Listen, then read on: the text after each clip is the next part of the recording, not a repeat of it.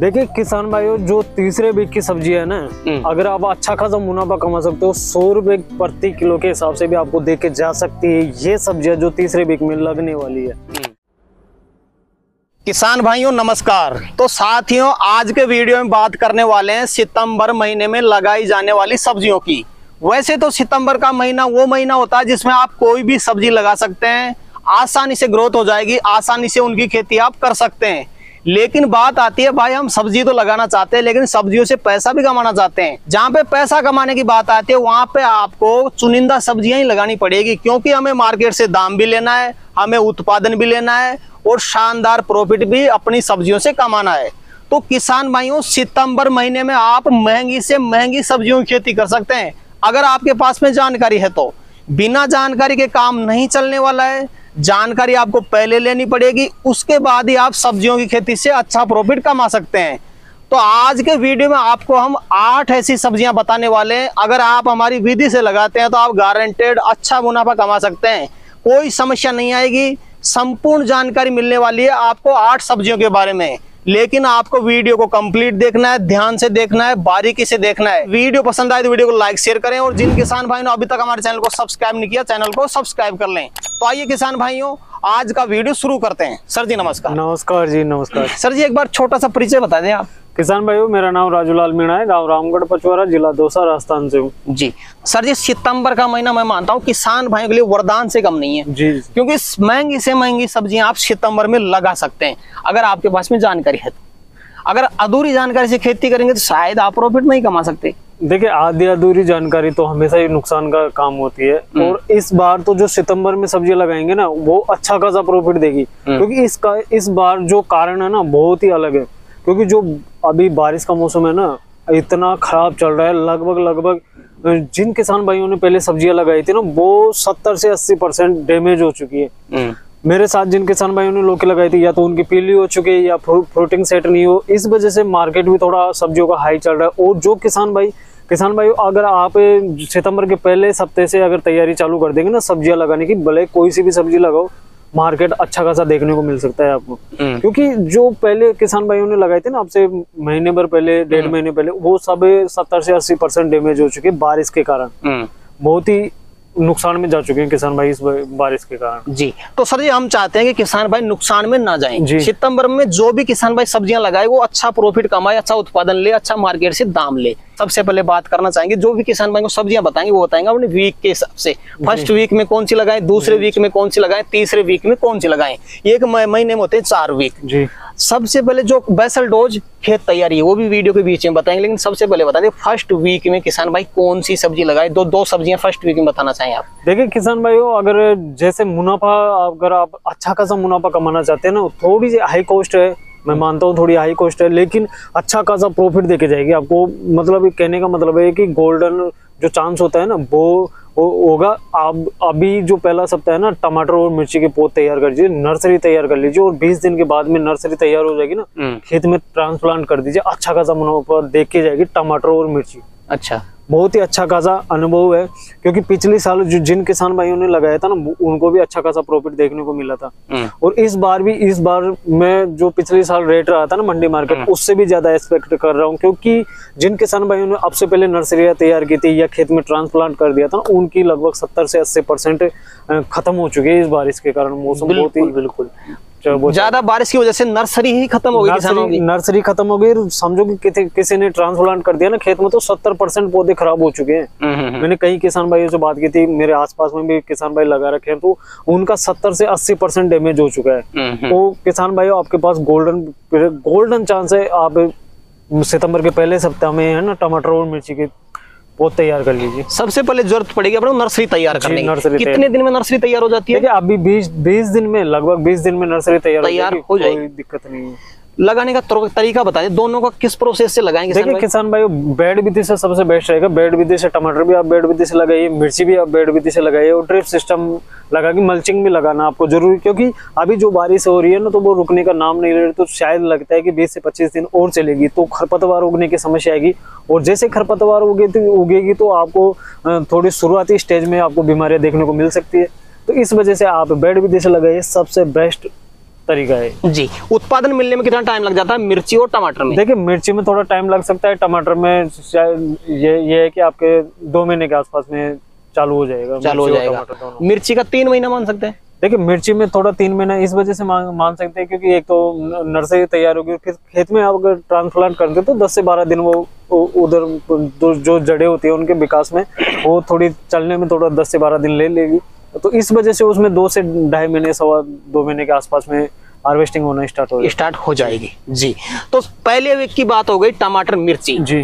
दूसरे वीक में किसान भाई कौन सी 2 सब्जियां लगा सकते हैं? देखिए किसान भाई अब ये तो टमाटर और मिर्ची तो हाई कॉस्ट में आती है, तो इनमें क्या है थोड़ा खर्चा भी ज्यादा हो जाता है। अब जो सेकंड वीक में आप लगाओगे ना, बिल्कुल एक तो मैं ना के बराबर खर्चा मानता हूँ क्योंकि इतना खर्चा नहीं होता है बेसल डोज का या बीज का खर्चा होता है। तो आप मूली और गाजर दोनों ही लगा सकते हैं, दोनों में आपको अच्छा खासा प्रॉफिट देखने को मिलेगा। क्योंकि जब मूली का जो मार्केट होता है ना, अगर आपको 10 भी मिल रहा है तो बहुत, मैं तो ये 10 भी मिलता है तो बहुत मानता हूँ क्योंकि उनका जो वजन है वो पत्ते भी वजन में गिने जाते हैं, पत्ते सहित बिकती है मूली। तो मूली की काफी डिमांड भी रहने वाली है जी जी। क्योंकि सब्जियां बहुत खराब हो चुकी है और बाकी सब्जियों की जो मार्केट रेट है हाई रहने वाली है। तो आप मूली का जो मार्केट रेट है ना, आपको शुरुआत में 25 से 30 मिल जाएगा और बाद में धीरे धीरे डाउन होने लगता है। तो आप मूली और गाजर लगा दीजिए। गाजर भी आप जब तक सर्दी पड़ना स्टार्ट हो जाए, हल्की हल्की सर्दी पड़ना स्टार्ट हो जाएगी, तब तक आपकी जो गाजर है वो खुदाई के लायक हो जाएगी। तो उस समय भी आपको गाजर में भी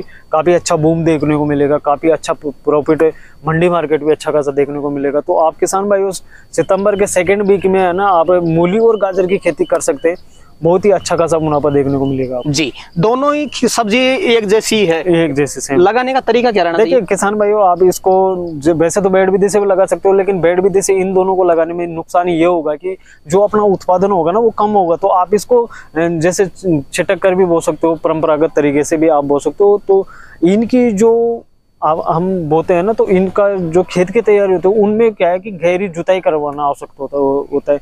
अगर आप गहरी जुताई करके मूली और गाजर नहीं लगाओगे तो आपकी फिर वो क्या है, थोड़ी जो मूली की साइज है ना वो बड़ी नहीं हो पाती है, छोटी छोटी रह जाती है।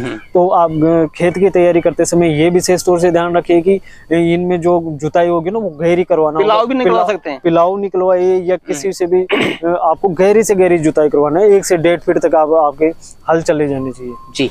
करीब कितने दिन में तैयार हो जाता है हार्वेस्टिंग के लिए? देखिए हार्वेस्टिंग के लिए गाजर और मूली में ज्यादा समय नहीं लगता है, ये आपको 60 से 65 दिन में तैयार हो जाएगी जी।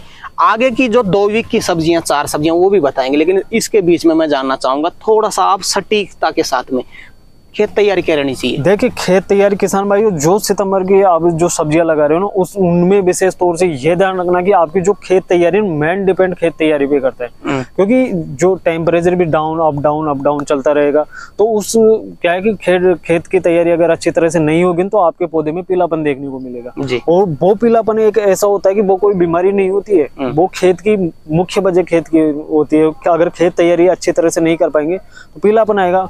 भले उसमें आप ब्लूकोपर डालो या किसी भी दुकानदार, किसी भी डॉक्टर को दिखा लो, वो पौधा सही नहीं होने वाला। क्योंकि देखो कि दुकानदार अपने को चूतिया बनाता है, किसान भाई को, किसान भाई से पैसा लूटता है। मैं खुले में कहता हूँ कि किसान भाई से पैसा लूटता है।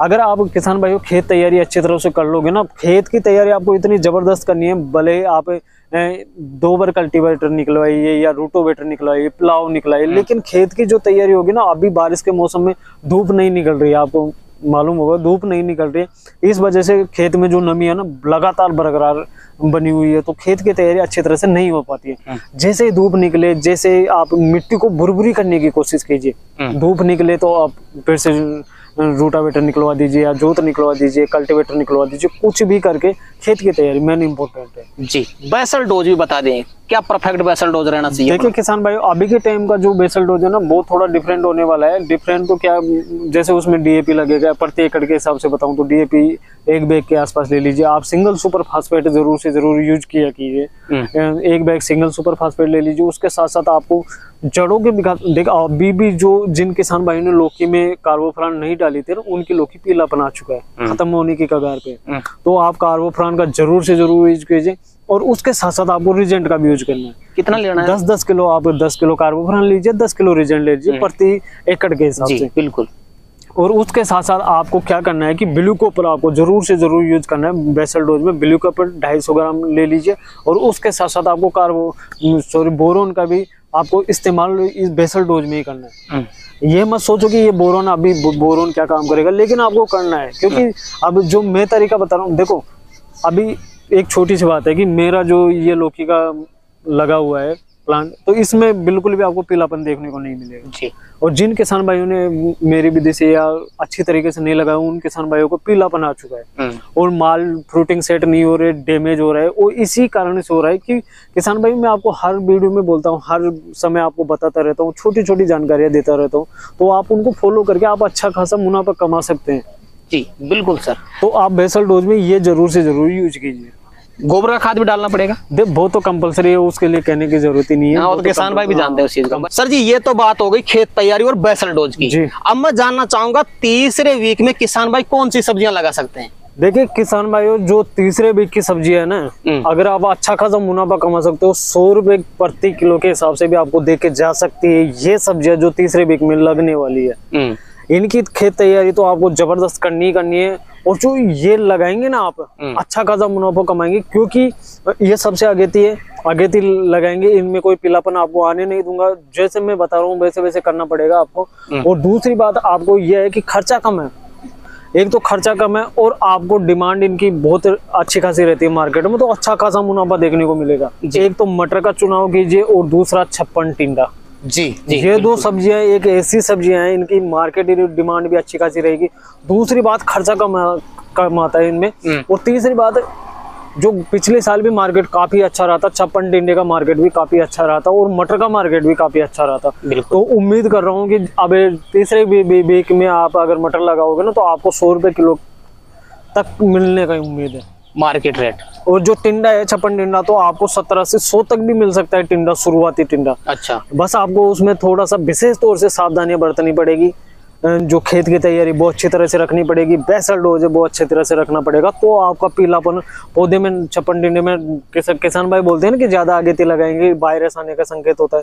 वायरस नहीं आने दूंगा मैं, जो सही बता रहा हूँ वो बिल्कुल आप परफेक्ट मेरी विधि से चलते रहिए, बिल्कुल वायरस नहीं आने दूंगा। मटर का जो पौधा है पीलापन की समस्या बहुत ज्यादा देखने को मिलती है अगेती मटर में, तो वो नहीं आने दूंगा। लगाने की विधि क्या रहनी चाहिए? देखिए किसान भाई छप्पन टिंडा तो आप नाली निकलवा के लगा सकते हैं। नाली निकलवाइए, फिर उसमें थोड़ी आप 1 से 1.5 फीट गबदाई भी करवा दीजिए, लेबर लगा के भी करवा सकते हैं या आप ट्रैक्टर से भी करवा सकते हैं। तो जब आप गबदाई करवाना शुरू करो ना तब उसमें गोबर की खाद और जो बेसल डोज मैंने बताया वो सारा सब कुछ उसमें डाल दीजिए। आपको यूरिया का प्रयोग अभी नहीं करना है, क्योंकि कई किसान भाई क्या करते हैं कि शुरुआत में यूरिया डाल देते हैं, ये सबसे बड़ी गलती होती है हमारी। यूरिया आपको अभी यूज नहीं करना है। यूरिया का यूज मैं आपको बाद में बता दूंगा कि यूरिया का यूज आपको कब करना है। जो मैंने अभी बेसल डोज बताया वो प्रॉपर बेसल डोज है, आप इसको डालिए और इसकी गबदाई करवा दीजिए, फिर उसके बाद में आप बीज लगा दीजिए डायरेक्ट, कोई परेशानी नहीं है। इसमें बीज से बीज की दूरी कितनी रखें? देखिए बीज से बीज की दूरी किसान भाई आप 1 फीट के आसपास रख सकते हैं, काफी रहेगा, अच्छा खासा।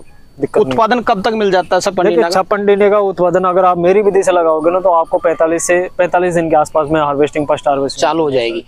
बात करते हैं मटर की। मटर किस विधि से लगाएंगे किसान भाई? देखिए मटर तो परंपरागत तरीके से लगा तो कोई दिक्कत नहीं है। आप मशीन से भी मटर का बीज उड़वा सकते हो या लेबर लगा के भी आप अच्छे खासे उसमें लगा सकते हो खेत में। लेबर से भी एक बीज रोपण आप कर सकते हैं आराम से, कोई दिक्कत नहीं जी। ये मटर ड्रिप विधि से होता है कि मेनी द्वारा होता है? देखिए मैं फव्वारा सिस्टम से लगाइए, ज्यादा पानी देने की आपको आवश्यकता नहीं। 3 से 4 पानी सारे पूरे मटर में 3 से 4 पानी लगता है, तो 3 से 4 पानी में मटर अच्छा खासा हो जाता है और आपको अच्छा खासा प्रॉफिट भी देखने को मिलता है। मटर की हार्वेस्टिंग कितने दिन बाद में चालू हो जाती है? देखिए किसान भाई मटर की हार्वेस्टिंग थोड़ा 2 महीने 65-70 दिन के आसपास में ले लेता है मटर पकने जी। तो सितंबर महीने के चौथे वीक में किसान भाई कौन सी 2 सब्जियां लगा सकते हैं? देखिए किसान भाई चौथे वीक में आप लहसुन लगाइए, उसके साथ साथ आप प्याज लगा लीजिए। अच्छा। लहसुन और प्याज भी अच्छा खासा प्रॉफिट देखने को मिलेगा। इस साल भी लहसुन का काफी अच्छा खासा मंडी मार्केट मिल रहा है और प्याज का भी अच्छा खासा इस समय पे मिल रहा है। जिस समय अपनी हार्वेस्टिंग हुई थी पिछले साल मैंने भी लगाया था, तो उस समय तो 10 से 15 रुपए किलो बिका था, लेकिन अभी 40 बिक रहा है प्याज। तो अच्छा खासा। और लहसुन का तो आपको किसान भाई ध्यान ही है कि लहसुन का मार्केट कितना हाई चल रहा है, मंडी डिमांड कितनी अच्छी खासी चल रही है। तो आप लहसुन और प्याज भी लगा लीजिए, दोनों ड्रिप से लगा लीजिए, बेड विधि से लगाइए, अच्छा खासा प्रॉफिट देखने को मिलेगा। जी। कितने दिन में फसल तैयार हो जाती है दोनों की? देखिए इनमें थोड़ा टाइम आपको ज्यादा लग सकता है। अगर प्याज को आप कच्चा सेल करना चाहते हो तो आप 45 दिन के आसपास में कच्चा सेल कर सकते हो। पत्तों से ही बिकता है, मार्केट भी अच्छा खासा 15 से 20 भी अगर मार्केट मिल रहा है तो समझो कि आपको डबल मिल रहा है जी, क्योंकि उसके पत्ते भी उसके साथ साथ सेल होते हैं। और लहसुन का जो होता है वो 70 से 75 दिन आपको ले लेता है पकने में। बिल्कुल सर। तो सर जी ये जो आपने 8 सब्जियां बताई ये सितंबर महीने के लिए कोई विशेष सावधानी, कोई विशेष बीमारियों से बचाव हेतु किसान भाइयों को आप जानकारी देना चाहें वीडियो के अंत में तो जरूर बता दें। देखिए किसान भाइयों, इन सब चीजों, ये जो सब्जियां मैं बता रहा हूँ उनको ज्यादा कुछ करने की आवश्यकता नहीं। सिर्फ आपको खेत की तैयारी, जो खेत की तैयारी होगी बिल्कुल अच्छी खासी करवा लेनी है। बिल्कुल जितनी भी आपकी जितनी हो सके उतनी बुरबुरी मिट्टी आपको करवानी है। बस विशेष तौर से यही सावधानी रखिए। बेसल डोज तो अपना चलता रहता है। खेत की तैयारी में रखिए। आप अगर चप्पन टिंडा या मटर लगा रहे हो तो बिल्कुल विशेष तौर से खेत की तैयारी अच्छी खासी रहनी चाहिए। जी सर जी। तो सर जी आज आपने किसान भाइयों के लिए समय निकाला और अपना अनुभव आपने किसान भाइयों तक शेयर किया, उसके लिए आपका बहुत बहुत धन्यवाद। तो किसान भाइयों जानकारी कैसी लगी हमें कमेंट करके जरूर बताएं। वीडियो पसंद आए तो वीडियो को लाइक करें, बाकी किसान भाइयों तक वीडियो को शेयर जरूर करें और जिन किसान भाइयों ने अभी तक हमारे चैनल को सब्सक्राइब नहीं किया चैनल को सब्सक्राइब कर लें। तो किसान भाइयों आज के लिए इतना ही, मिलते हैं नए वीडियो में, तब तक के लिए जय जवान जय किसान।